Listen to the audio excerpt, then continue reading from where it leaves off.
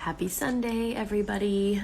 Please ignore my hair. I have obviously not gotten ready for the day. So I wanted to talk to y'all for a hot second about soul health, because this is something that I see a lot in Christian communities, faith-based communities, etc.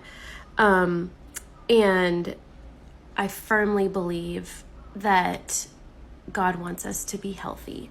So that verse in 3 John 2 that says that you would prosper just as your soul prospers, really I feel is God kind of encapsulating, hey guys, like don't just be spiritually healthy or physically healthy, be healthy in your soul too, which is your heart, your mind, and your flesh. So many of us have spiritual tools, right? We know how to pray. We know how to call on friends to pray.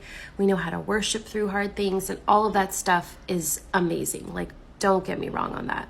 But God wants us to be well-rounded. He doesn't want us to be lopsided Christians where we have really strong spiritual muscles, but our soul is not healthy. We've got wounds, we've got lies, we've got unforgiveness, we've got bitterness.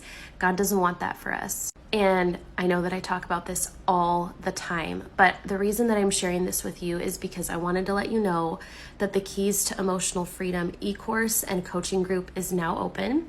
We're going to start the coaching aspect the second week in November. But what this is essentially the e-course walks you through each of the primary emotions. So primary negative emotions, so fear, anger, sadness, etc.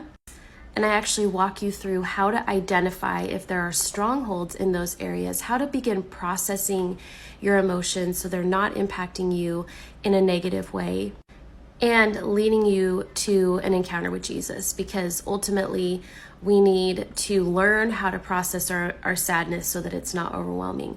Learn to get rid of our anger so that it's not constantly trying to protect and defend us in situations where we don't need it.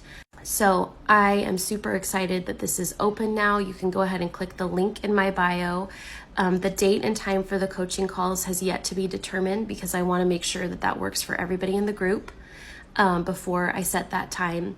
But those will be twice a month group breakthrough calls. So prayer, breakthrough, walking you through some of those emotional patterns to really get you to a place where you're feeling good and strong and healthy, especially as we enter the winter and holiday season that just is really tough and triggering for a lot of people.